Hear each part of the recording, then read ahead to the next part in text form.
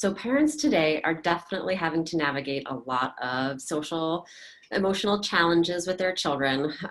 It's always something that parents have to navigate, but in today's times with the pandemic and the changes in the routine and the expectations for child learning, there's a lot of difficulties that children are facing with their self-regulation and just being able to monitor their reactions to their problems. Something that can be really helpful for parents to help navigate their children through some of these difficult problems that children are experiencing is to put some language to their problems. So there's going to be problems throughout the day. Some problems are going to be really big and some not so big. For instance, if your child forgets to brush his teeth in the morning, really tiny problem, easily fixed. However, if there's a fire in the oven, that's a huge problem that needs some adult assistance. So I really like to put specific language around the problem that's being experienced, and then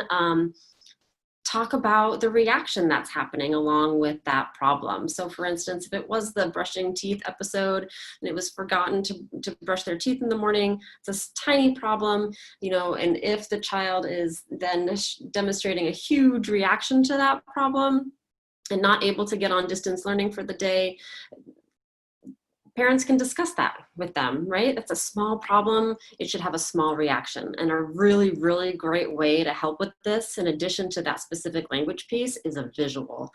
So to have sort of a continuum of small problem all the way up to that huge problem that needs parent help.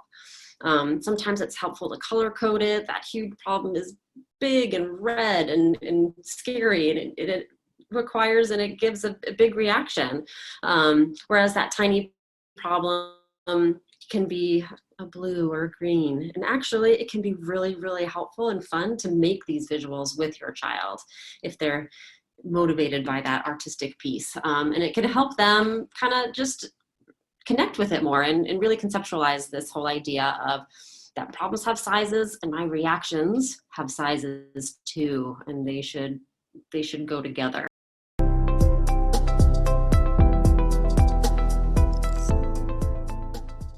Yeah, the strategy really lends itself to be used throughout the day authentically when problems do arise. And actually, I should mention that Michelle Garcia Winner is a speech pathologist that really coined this term, and she works a lot with social thinking. So you can easily get up online and look for some of those visuals that have been created from her original thought about the size of the problem. So I wanted to mention that, but I also, as far as bringing this into therapy, it's a great tool.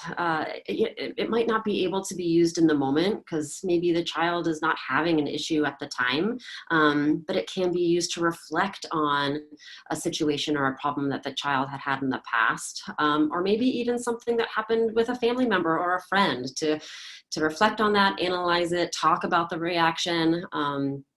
And then it's also a very powerful tool to use for comprehension, especially narratives. So there can be some dissection around character motivations and why they reacted the way that they did and why a character might have felt a certain way. So the size of the problem and the emotional reaction can really help facilitate some comprehension of narrative language.